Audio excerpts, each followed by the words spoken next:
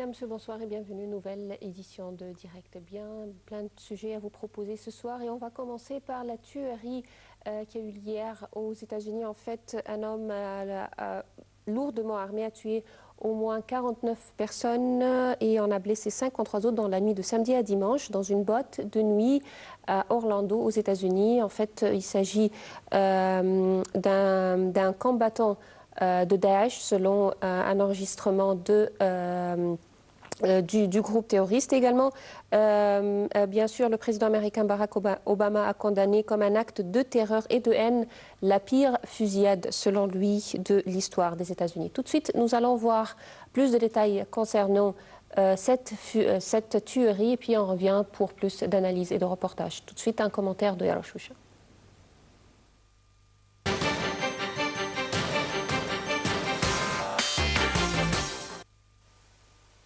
Le maire d'Orlando a annoncé ce dimanche que 50 personnes avaient été tuées et 53 blessées dans l'attaque commise dans la nuit de samedi à dimanche contre une boîte de nuit de la ville floridienne.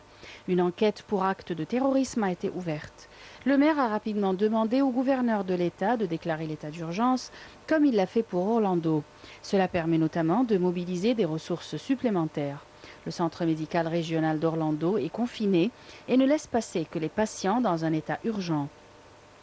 Un responsable de la police fédérale a déclaré qu'il n'y a pas d'autre menace. Il s'agit clairement d'un acte de terrorisme.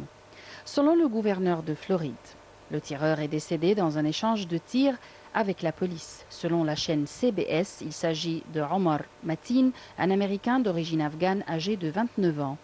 La tuerie a été perpétrée par un combattant de Daesh, d'après l'agence Amaq, lié au groupe extrémiste. D'après des médias américains, le tireur accusé de la tuerie perpétrée dimanche à l'aube avait auparavant prêté allégeance à Daesh.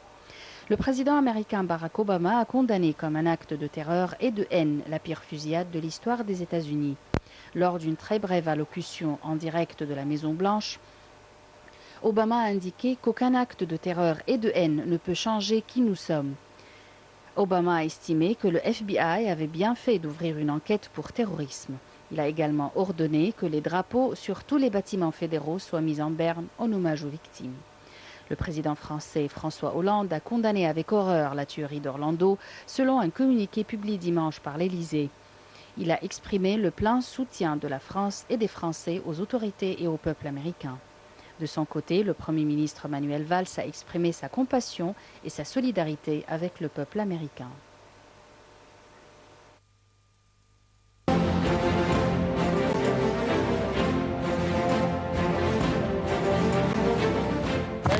C'est l'Égypte, son histoire et sa civilisation, mais c'est aussi l'Égypte moderne, celle que vous connaissez sûrement beaucoup moins. Une chaîne où on parle d'information, de culture, d'art ou d'histoire. Nile TV, c'est aussi une chaîne qui vibre au rythme du sport. Toutes les grandes compétitions nationales et internationales, c'est ici que ça se passe. Retrouvez-nous sur le terrain pour des reportages qui couvrent toute l'actualité locale ici en Égypte. Expositions, concerts, spectacles, toute la culture sur Nile TV International. Nile TV, c'est la chaîne qui vous fait vivre à l'heure égyptienne. Nile TV aborde tous les thèmes qui vous intéressent. Infos, débats ou analyses, c'est sur Nile TV International. Nile TV International, c'est la voix francophone de l'Égypte.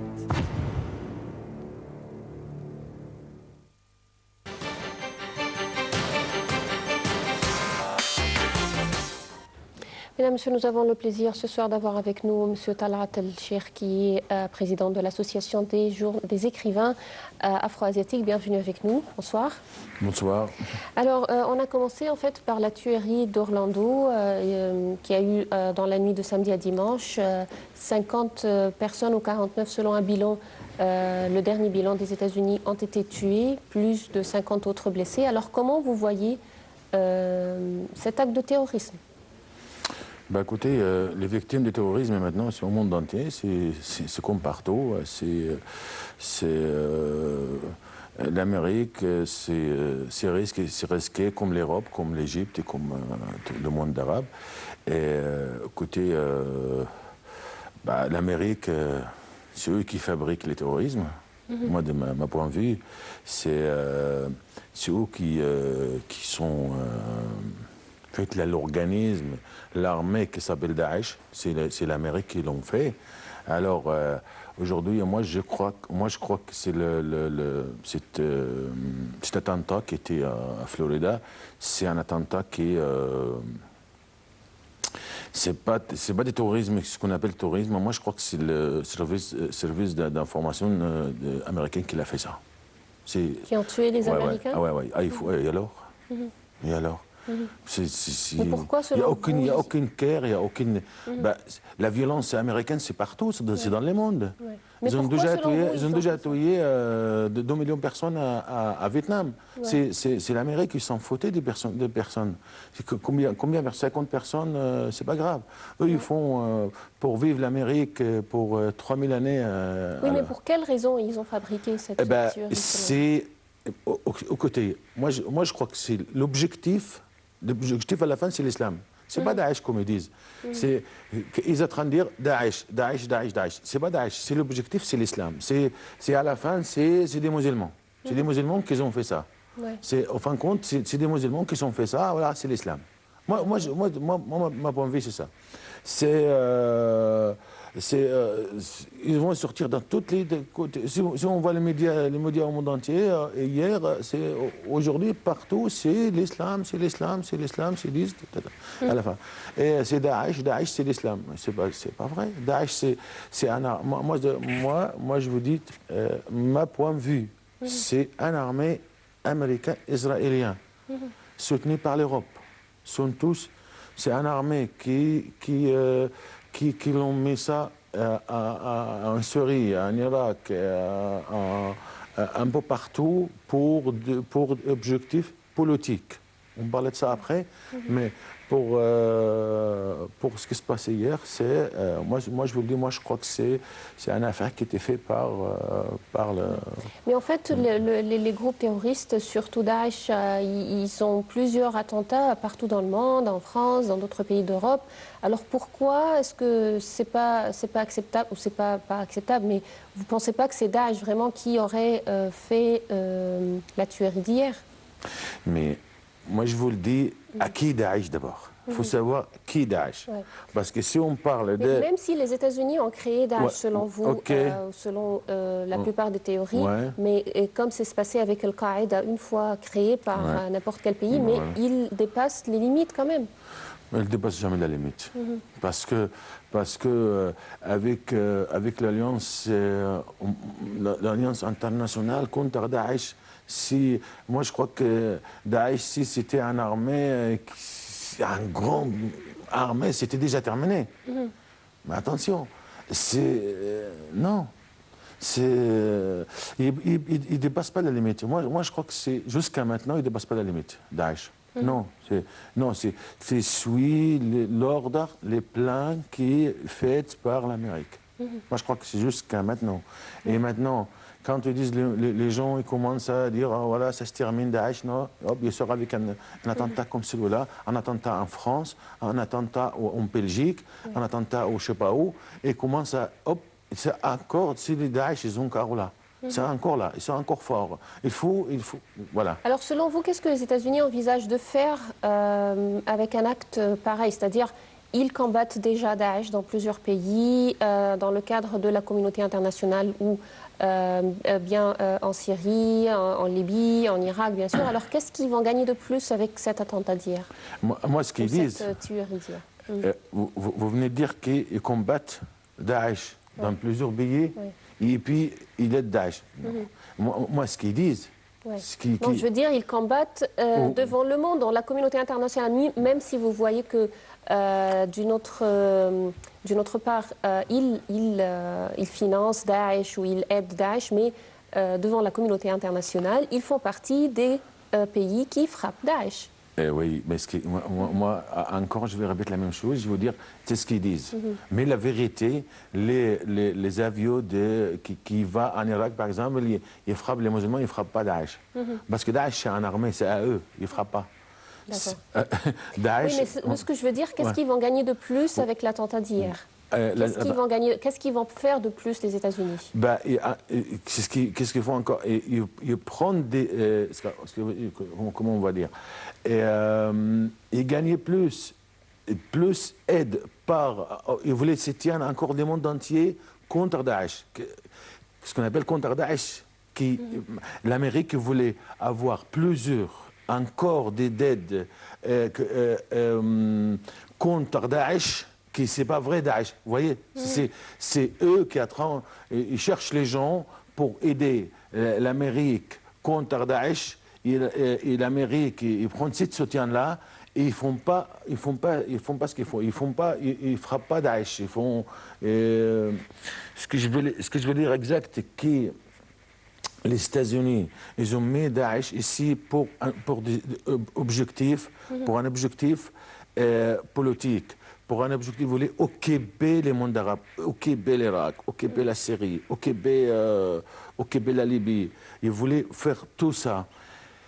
Et pour avoir des soutiens, pour occuper ce terrain, il ne peut pas rentrer avec une armée américaine, par exemple, ou une armée israélienne. Mais ce qui fait, moi, une armée comme Daesh, et mettez-le dans ce secteur-là, il commence à faire l'occupation avec cette armée-là. Il voulait avoir des soutiens en plus. Comme je vous dis, dans un temps, on dit, voilà, Daesh, ça commence à se terminer. L'Amérique ne veut pas dire ça. Il voulait, non, c'est pas terminé. Alors, si vous permettez, nous avons avec nous en ligne son Excellence ambassadeur Hissène Haridi. Bonsoir, monsieur l'ambassadeur, est-ce que vous m'entendez bien? Oui, madame. Bonsoir, madame. Alors, monsieur Haridi, on vient de parler de la tuerie d'hier aux États-Unis, d'Orlando, bien sûr, qui a fait 49 morts jusqu'à présent, en plus de l'agresseur. Alors, comment vous avez vu cet accident, monsieur l'ambassadeur? Depuis quelques semaines, le porte-parole de l'organisation de l'État islamique a exhorté ce qu'il a appelé les djihadistes autour du monde, particulièrement en Occident, de mener des attaques contre les plages et contre les bars, contre les cafés-terrasses, partout où il y aura du monde.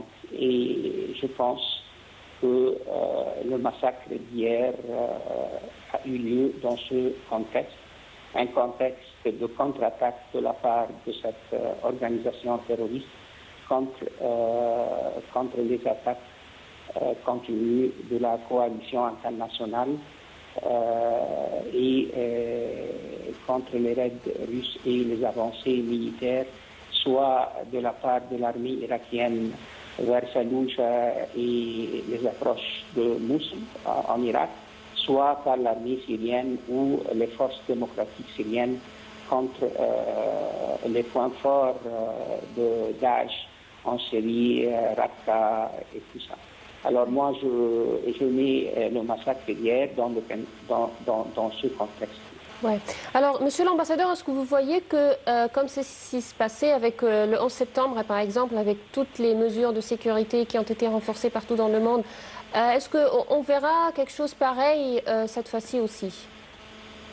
De point de vue impact politique, je pense qu'on peut faire un certain rapprochement entre le 11 septembre et le 12 juin. La seule différence est que la seule différence politique est que le 11 septembre a eu lieu après 9 mois d'une nouvelle administration, dans ce cas l'administration du Bush le fils, et dans le cas de l'attaque ou du massacre du 12 juin, l'attaque a eu lieu presque 6 mois avant l'investiture du prochain président américain ou présidente, madame le président. Mais de point de vue impact sur les orientations américaine vis-à-vis le terrorisme et vis-à-vis le Moyen-Orient, vis-à-vis le monde arabe et le monde islamique, je crois que c'est pareil. C'est pareil. La nouvelle administration va prendre ses fonctions avec l'attaque ou le massacre du 12 juin présent sur les esprits de ces hommes politiques. Et je pense que la politique américaine au Moyen-Orient sera probablement un reflet de ce massacre. Ouais. Est-ce que vous voyez aussi qu'il y aura une intensification également des frappes contre Daesh, soit en Syrie, soit en Libye, les jours qui viennent? Avant même le massacre d'hier, comme vous le savez, madame, la marine américaine a déjà envoyé 2 porte-avions, le porte-avions Harry Truman et le porte-avions Dwight Eisenhower. Et il me semble que les Américains ont décidé d'intensifier les attaques et le soutien qu'ils apportent aux forces démocratiques syriennes, c'est-à-dire aux forces des Kurdes et des Arabes de Syrie contre Daesh. Je crois que la décision a été prise de coordonner ces frappes militaires avec les Russes et le gouvernement syrien. Ouais. Monsieur l'ambassadeur Hussein Hailidi, je vous remercie infiniment. Je rappelle, vous êtes ex-ministre adjoint du ministre des Affaires étrangères. Merci beaucoup. Alors, en fait, Monsieur Talat, en fait, on parlait tout à l'heure de la campagne présidentielle américaine. On est en pleine campagne, en fait, américaine. Un nouveau président doit arriver aux États-Unis dans quelques mois. Alors, est-ce que vous voyez que la tuerie d'hier va changer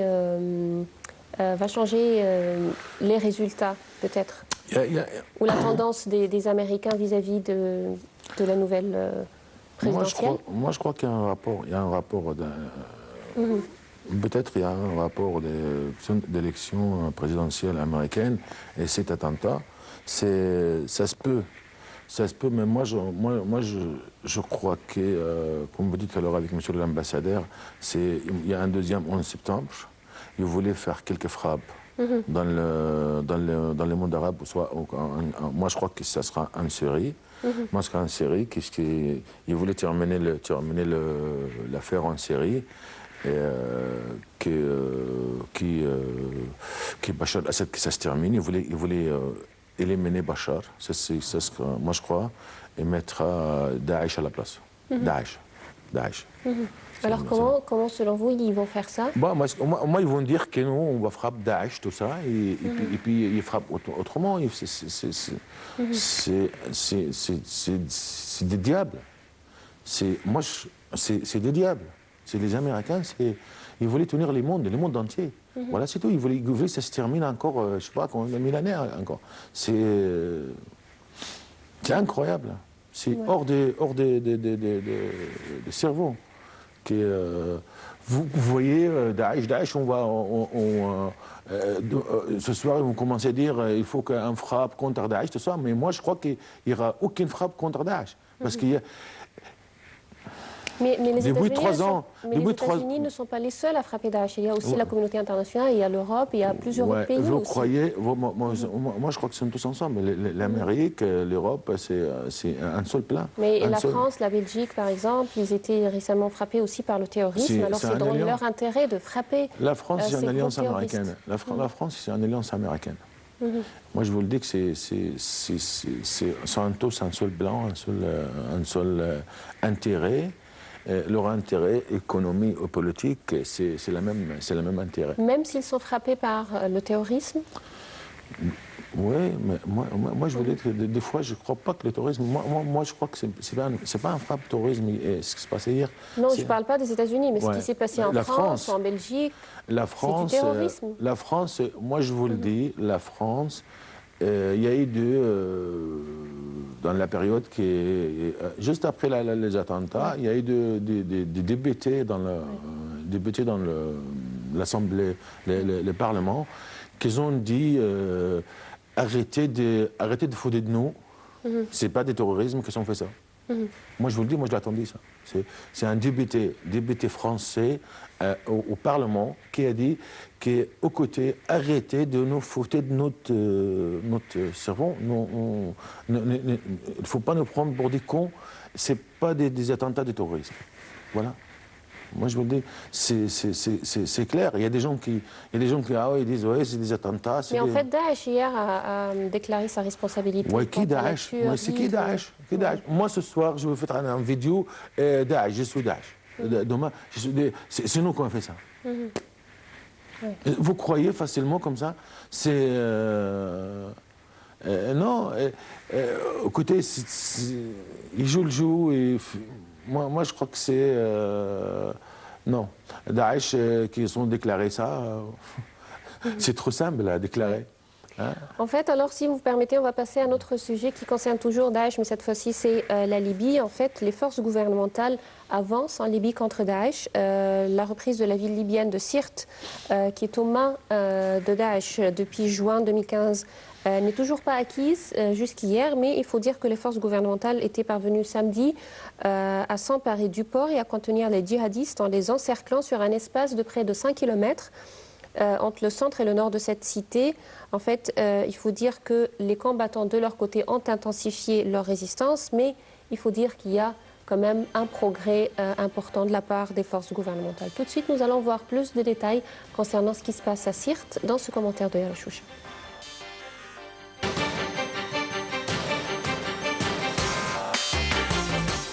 En Libye, les forces gouvernementales avancent contre Daesh. La reprise de la ville libyenne de Sirte aux mains des combattants de Daesh depuis juin 2015 n'était toujours pas acquise dimanche 12 juin en fin de journée.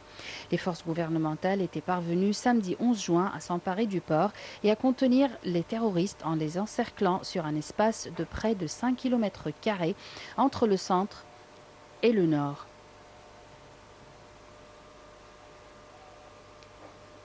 Mais les combattants ont intensifié leur résistance en perpétrant dimanche 3 attentats suicides à l'aide de voitures piégées.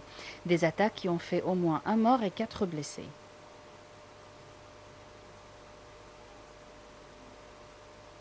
L'offensive contre Sirte a débuté il y a tout juste 1 mois, le 12 mai dernier, menée par différents groupes militaires ayant apporté leur soutien aux forces du gouvernement d'union libyen, le GNA dirigé par Faiz Sarraj, et mis en place à Tripoli le 30 mars dernier avec le soutien de la communauté internationale. Celui-ci a fait l'objet de près de 150 frappes depuis la mi-mai. Au moins 137 combattants du GNA ont trouvé la mort. Terre natale du feu Muammar Kadhafi renversé en 2011, Sirte est devenue un bastion de Daesh à la faveur du chaos sécuritaire et politique. Les terroristes qui ont proclamé un califat ont fait du centre de conférence Ouagadougou leur centre de commandement. La majeure partie des 5000 combattants de Daesh qui, selon des responsables américains, se trouveraient en Libye seraient à Sirte. Leur présence a fait fuir la plupart des 120 000 habitants de la ville. Certaines unités de l'armée nationale sont en effet restées loyales envers le gouvernement parallèle installé dans l'Est, qui ne reconnaît pas la légitimité du GNA.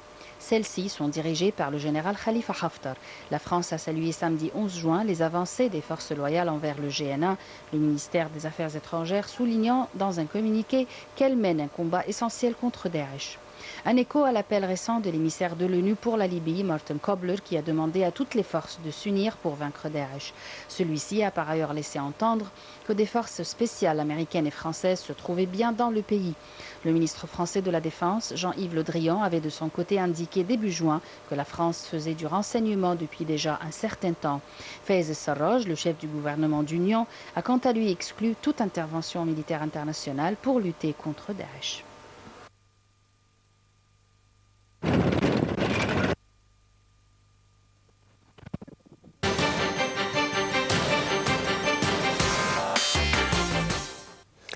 Monsieur Talat, en fait, cette fois-ci en Libye, apparemment, il y a un progrès de la part des forces gouvernementales.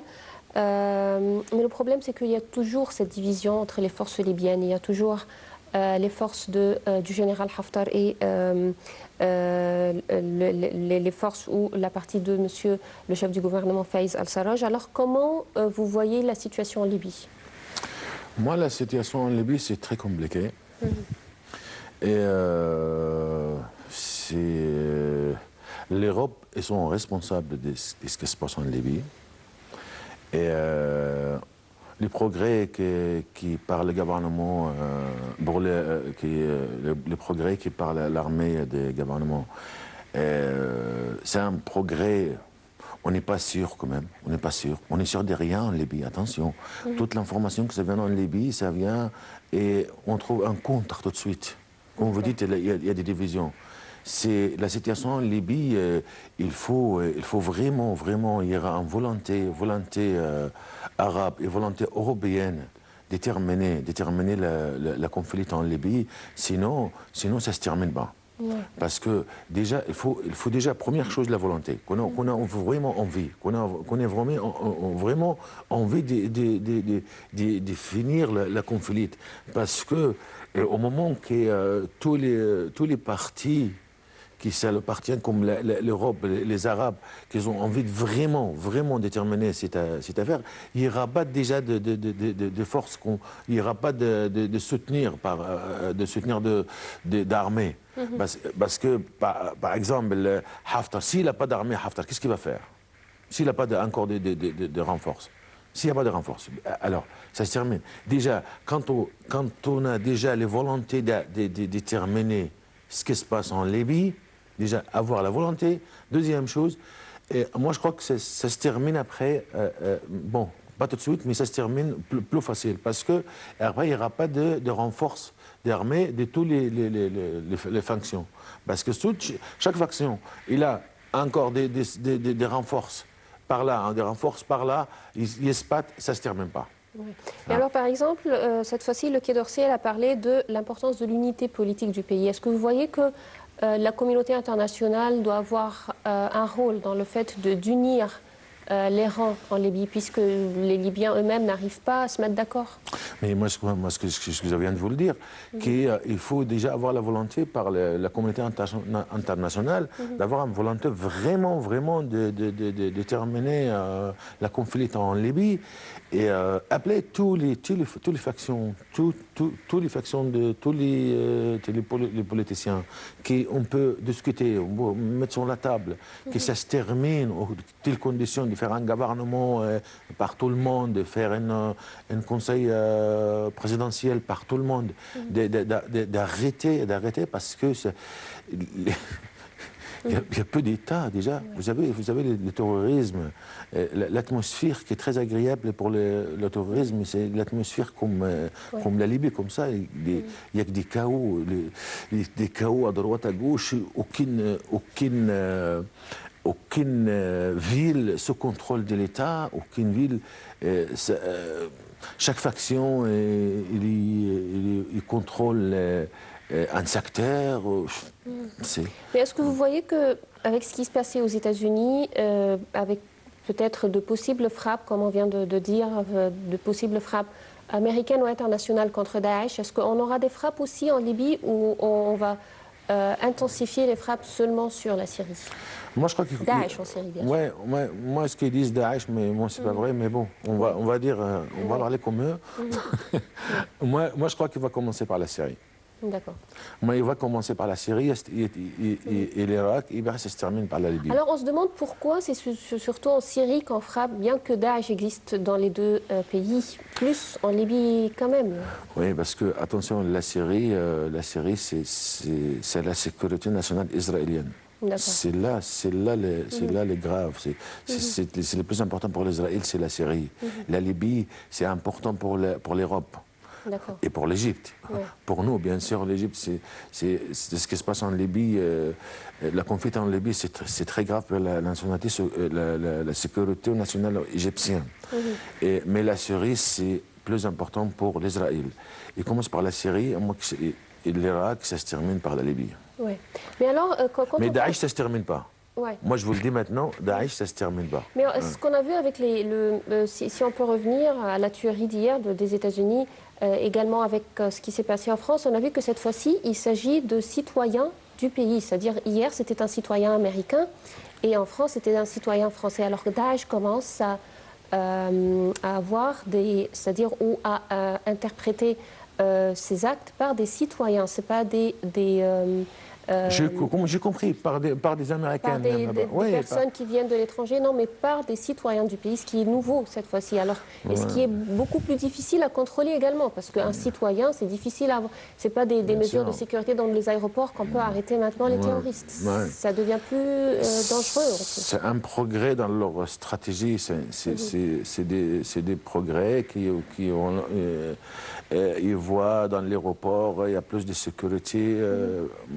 Moi, je vous le dis encore, je suis toujours dans le même ma point de vue que c'est pas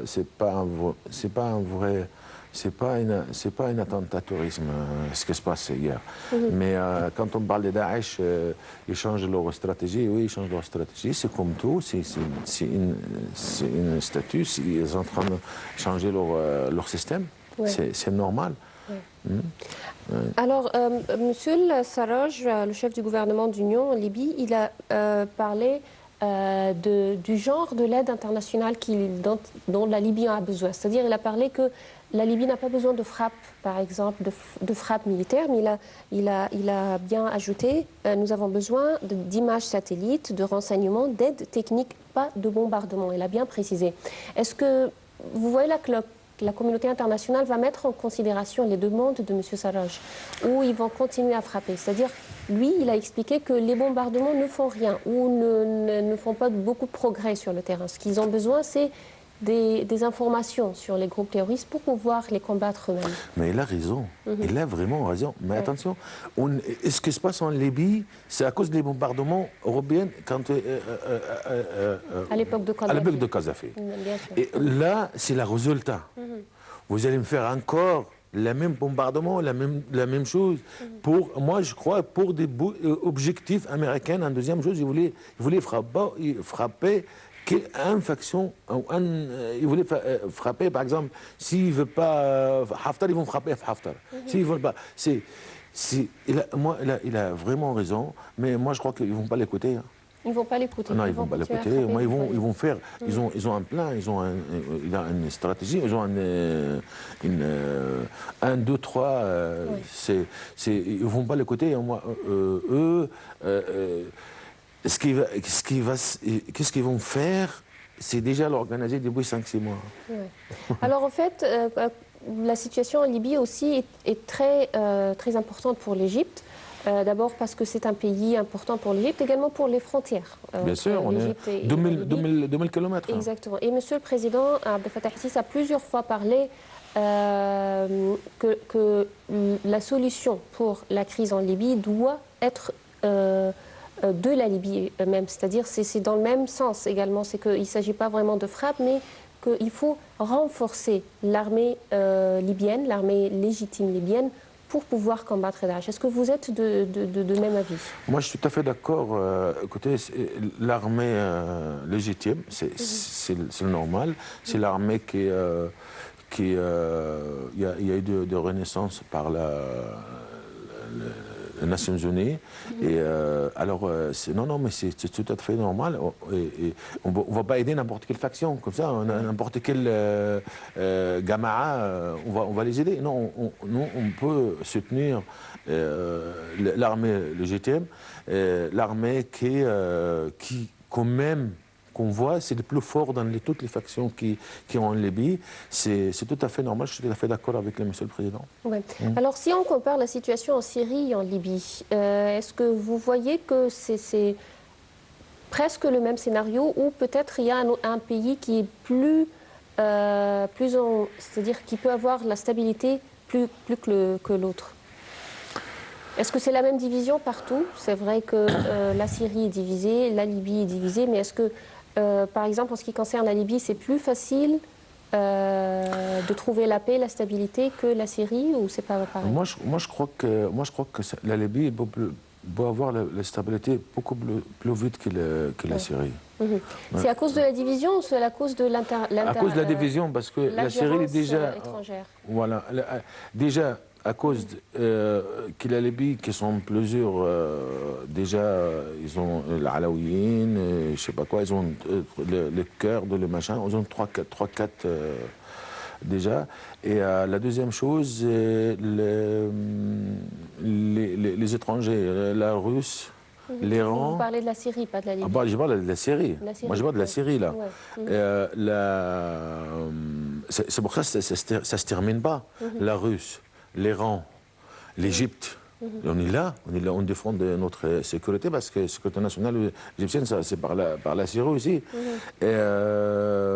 L'Amérique, l'Europe, tout le monde, ils sont là. Ils sont en train de jouer à la Syrie. C'est pour ça que ça ne se termine pas. Et en Libye, moi je crois que c'est les Libyens même. C'est les peuples libyens. Maintenant, il n'y a que les peuples libyens qui peuvent prendre une décision. S'ils prennent une décision entre eux, les politiciens qui prennent une décision entre eux, moi que ça se termine plus facile, plus vite. Moi, la Libye, je crois que la Libye, ça se termine plus vite, Mais les Américains, ils ne veulent pas ça. Les Américains, ils veulent terminer l'affaire en Syrie trop vite.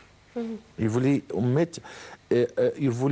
soutenir un président, un gouvernement qui veulent, eux, les mettre en Syrie. Qui, on ne sait pas encore. Mais moi, je crois que les Américains, ils veulent terminer l'affaire en Syrie plus vite parce qu'il y a les Russes qui sont là, l'Iran, tout ça. De toute façon, on verra dans les jours qui viennent qu'est-ce qui va se passer avec les deux pays, surtout après ce qui s'est passé hier avec les États-Unis et comment ils vont riposter contre Daesh. Alors tout de suite, on va passer à notre dernier sujet pour ce soir. En fait, on va parler de la Grande-Bretagne et du Brexit. Cette fois-ci, David Cameron a insisté hier sur les conséquences potentiellement terribles, selon lui, d'un Brexit pour l'économie britannique. Interrogé par la BBC, il a mis en garde hier contre une décennie perdue en cas de sortie de l'Union européenne. Tout de suite, nous allons voir plus de détails concernant les déclarations du Premier ministre britannique et puis on revient pour plus d'explications et d'analyses.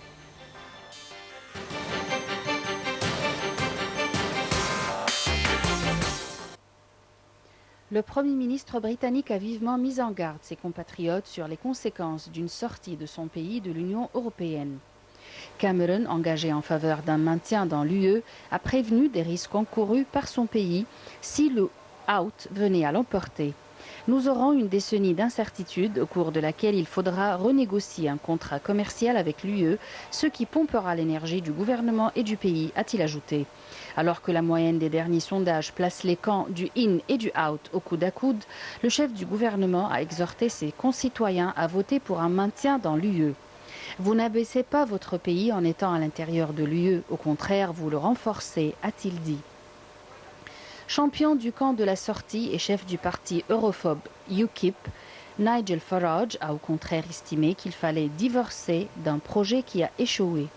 Les gens en ont assez des menaces du Premier ministre et de son ministre des Finances en matière de conséquences économiques, a-t-il déclaré dans la même émission politique de la BBC, estimant que le Royaume-Uni s'en sortirait très bien seul.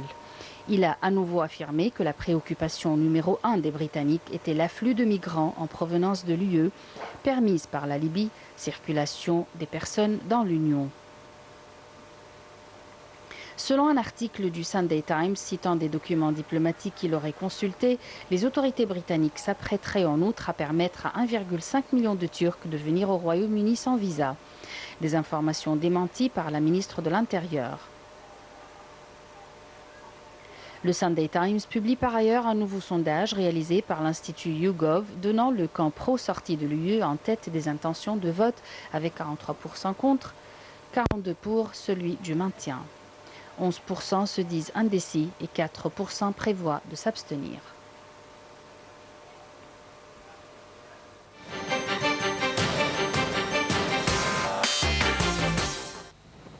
Alors, Monsieur Talat, en fait, les déclarations de Monsieur Cameron se répètent ces derniers jours concernant le Brexit. Apparemment, il est trop pour c'est-à-dire que la Grande-Bretagne reste au sein de l'Union européenne. Jusqu'à présent, tous les sondages montrent que c'est presque la moitié, c'est-à-dire ça change entre 49%, 50%, le pour et le contre. Alors, comment, selon vous, vous voyez la situation? Est-ce que vous êtes pour les déclarations de Monsieur le Premier ministre que la sortie de la Grande-Bretagne va être nuisible pour l'économie britannique? Moi, je suis pour ou pas. Moi, je ne suis pas pour qu'ils sortent de l'Union européenne parce que, quand même, on a envie d'avoir une Union européenne forte. L'Angleterre, quand même, ça donne une force, ça donne un soutenir, ça donne une économie forte quand même, avec un État qui a une grande armée. Tout ça, c'est très important pour l'Union européenne. Mais les Angleterres, vous savez, ils veulent quand même. Il y a une partie, comme vous dites, 50, 49, c'est pas 50. Encore précis, c'est-à-dire c'est pas tout à fait. C'est pas sûr, ouais. Il y en a il y a une partie qui disent que non, on ne faut pas être comme les autres. C'est un raciste, c'est un racisme. Les gens disent qu'il ne faut pas être avec l'Union européenne. Alors vous voyez que la Grande-Bretagne est plus forte avec l'Union européenne? Bien sûr. Moi, je crois que. Attends, l'Union européenne. Je parle du point de vue économie surtout. C'est une des raisons pour lesquelles ils veulent sortir. Je crois que ça sera beaucoup mieux avec l'Union européenne. Ouais. Mais c'est ce qu'ils ne veulent pas comprendre, ça, les Anglais. Ils ne veulent pas comprendre qu'avec avec l'Union européenne, c'est un groupe qui aide. C'est normal, ce qui sera beaucoup mieux qu'avec l'Union européenne, mais avec plus de temps. Mais pas quand on fait une union comme l'Union européenne, dans 20 ans, dans 30 ans, c'est 40 ans que ça sera beaucoup mieux que maintenant. Mais ils ne veulent pas de patience, ils ne veulent pas de temps, les Anglais. Les Anglais sont pressés. Et moi, je crois que, vous allez dire encore, ils disent, moi, je crois qu'il y a les Américains qui sont en train de jouer dans cette affaire-là. Les Américains, ils veulent, mais ce qu'ils disent pas, ils disent que non, qu'ils veulent pas que les Anglais ne sortent pas de l'Union européenne. Mais moi, je crois que les Américains, derrière, ils veulent sortir ils ne voulaient pas une Union européenne forte. Les Américains, ils veulent pas, parce que c'est tout de suite, c'est un force contre les Américains. Ouais. Alors, si vous me permettez, nous avons avec nous en ligne Dr Eva Sandiez, qui est analyste politique. Bienvenue avec nous. Bonsoir. Bonsoir. Alors, Madame Diaz, en fait, on parle tout à l'heure des déclarations de Monsieur David Cameron, qui a parlé des conséquences potentiellement terribles, selon lui, au cas où la Grande-Bretagne se retire ou sort de l'Union européenne. Alors, comment vous voyez ces déclarations? Oui, voilà. Donc, merci beaucoup de m'avoir dans votre émission. Effectivement, on se rend compte que de part et d'autre de la Manche, aussi bien en Grande-Bretagne, au Royaume-Uni, qu'à Bruxelles, les déclarations commencent à fuser. Il y a eu les déclarations de Cameron, en effet, qui commencent à s'alarmer, surtout suite aux résultats du référendum de la semaine dernière, ces résultats qui ont été connus la semaine dernière. Il y a eu aussi les déclarations de Donald Tusk, le président du Conseil européen, qui a déclaré que les conséquences concernant une éventuelle sortie du Royaume-Uni de l'Union européenne étaient bien sûr inconnues, mais qu'elle pourrait mener, cette éventuelle sortie pourrait mener non seulement à la destruction de l'Union européenne, mais aussi à la destruction du système politique occidental. Alors, il est effectivement prématuré de savoir quels seront les impacts ou quelles seront les conséquences d'une telle décision si jamais le camp Brexit gagne. Mais effectivement, on se rend compte qu'il y a une prise de conscience, une prise de position de plus en plus ferme et de plus en plus importante de part et d'autre sur les éventuelles conséquences qui sont, dans la plupart des cas, présentées comme étant assez négatives. Ouais. Alors, au cas où le Brexit le remporte au cours de ce référendum, qui va subir c'est-à-dire les conséquences plus terrible? Est-ce que c'est la Grande-Bretagne ou c'est l'Union européenne selon vous?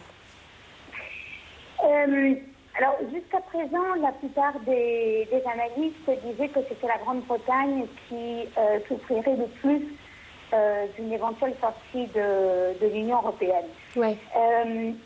On a l'impression depuis quelques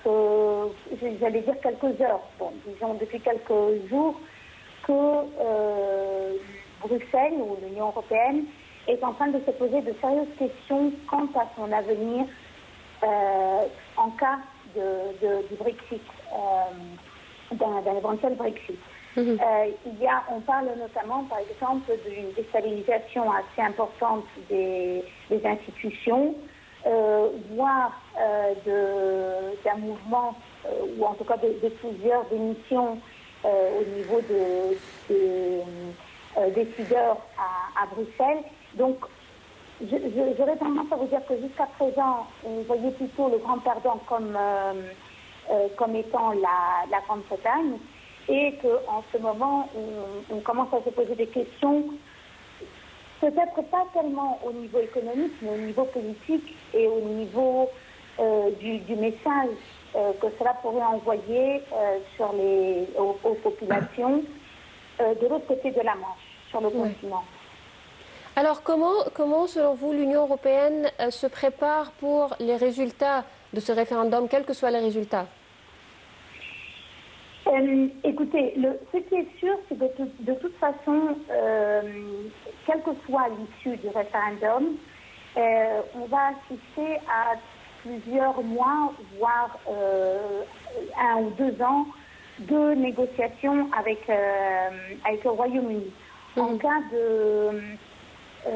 du succès du Brexit, on estime qu'il y aura un minimum de 2 ans de négociations pour la sortie réelle, disons, du Royaume-Uni de l'Union européenne. C'est-à-dire que ce référendum, le résultat positif du Brexit, disons, dans ce référendum, ne fera qu'engager un début de processus qui pour l'instant est inconnu, avec un très grand pays comme le Royaume-Uni, qui est la 2e plus grande économie européenne après l'Allemagne.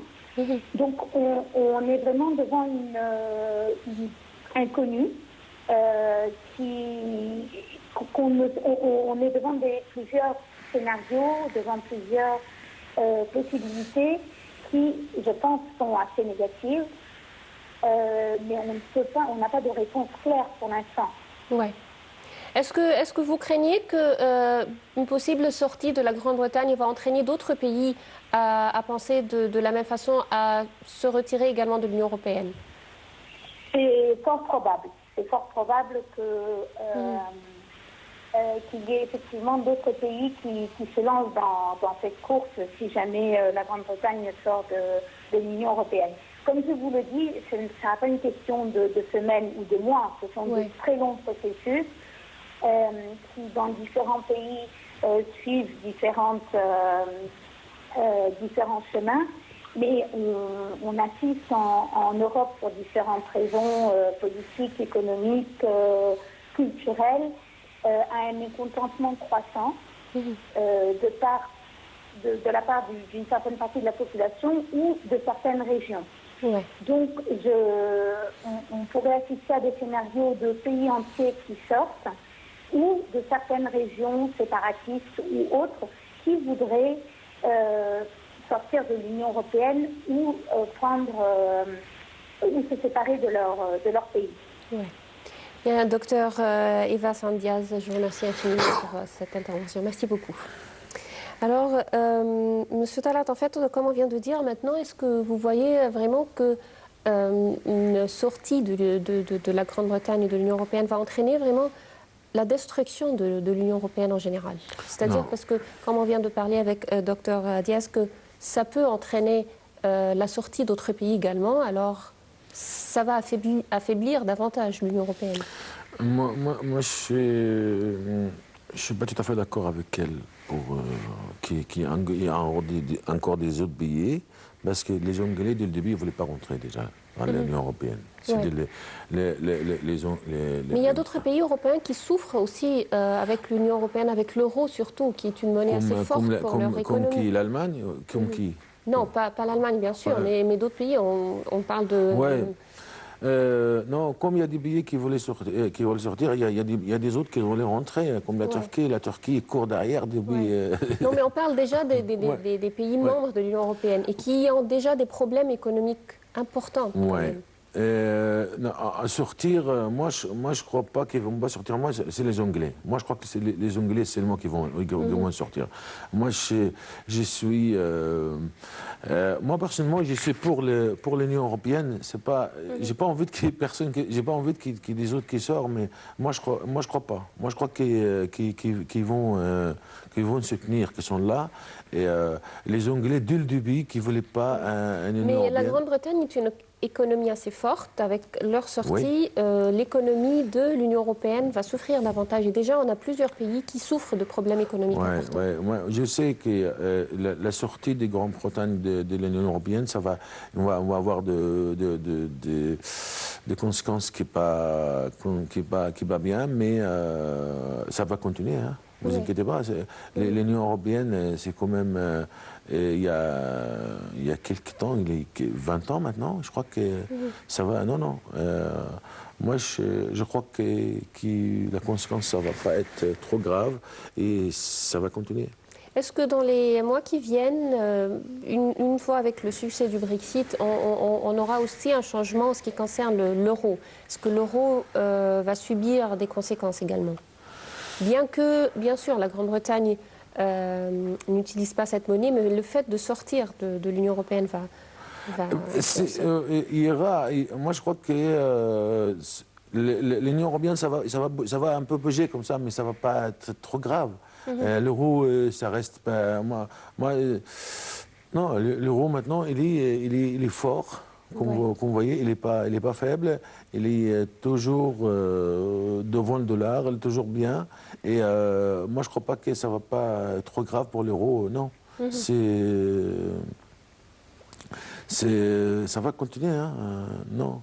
Et c'est vrai, quand un État comme les Grande-Bretagne a une forte économie, un fort État comme l'Angleterre, ça donne une mauvaise image pour l'Union européenne, ça donne une mauvaise image pour l'Union européenne, mais on n'est pas sûr qu'il va sortir aussi quand même. On n'est pas sorti encore. Oui, bien sûr, on parle toujours si jamais le Brexit le remporte. Moi, on a quand même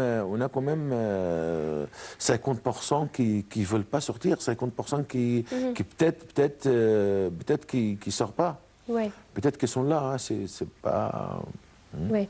En fait, le dernier sondage, voilà, c'est que le camp pro-sortie de l'Union européenne en tête des intentions de vote avec 43% qui sont pro-sortie, qui veulent sortir, contre 42% pour celui du maintien. Alors, ceux qui veulent sortir sont 1% de plus. 1% de plus. Et 11% se disent indécis encore ou 4% vont s'abstenir, selon le dernier sondage du Sunday Times, en fait. C'est vrai, le sondage en Europe, c'est presque la réalité. Hein.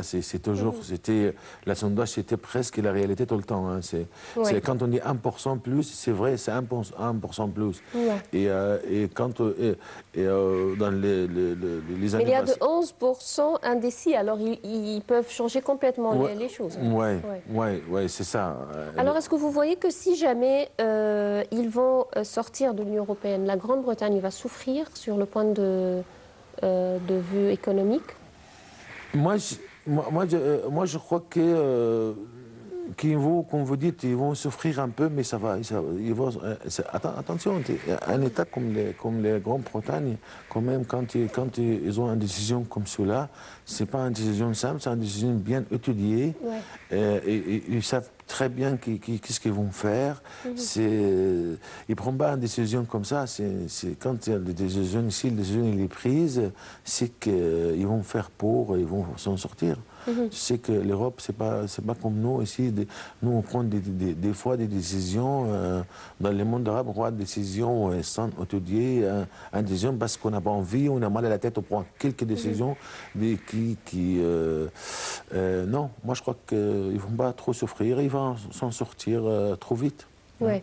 Alors, dernière question, Monsieur Talat, comment vous voyez l'Union européenne dans quelques années? C'est-à-dire que après, plusieurs analystes ces derniers jours commencent à parler d'une possible destruction complète de l'Union européenne dans quelques années, surtout avec cette faiblesse de quelques pays, d'autres qui veulent se retirer. Alors, est-ce que vous êtes pour ou contre le fait que l'Union européenne ne va pas continuer pour toujours? Moi, j'espère qu'il va continuer l'Union européenne. Parce que l'Union européenne, c'est vrai, il a beaucoup de défis. Il a beaucoup de défis. Comme l'Union soviétique. L'Union soviétique et les Américains, ils n'ont pas dormi la nuit avant de les éliminer. Voilà, c'est pour ça. Moi, je vous le dis, l'Union européenne, elle a beaucoup de défis. Moi, personnellement, je n'ai pas envie de déconstruire. Moi, j'ai envie qu'il continue. Et j'espère qu'il va continuer. Moi l'Europe, quand même, ils ne sont pas bêtes. Ils savent qu'il y a beaucoup de défis. Ils savent que l'Union européenne, il y aura beaucoup de routes qui sont mal faites pour qu'ils l'arrêtent, ils ont des défis surtout les Américains, parce qu'ils ne veulent pas une union comme eux, une union qui assez forte. Ouais, un conquérant, soit en armée ou soit économique. Et moi, j'espère pas. Moi, j'espère qu'ils restent. Monsieur Talatchir, je vous remercie infiniment. Merci beaucoup. C'est moi qui vous remercie beaucoup. C'était tout, mesdames, messieurs, pour cette édition de Direct. Rendez-vous demain, une nouvelle édition. Bonne soirée à tous.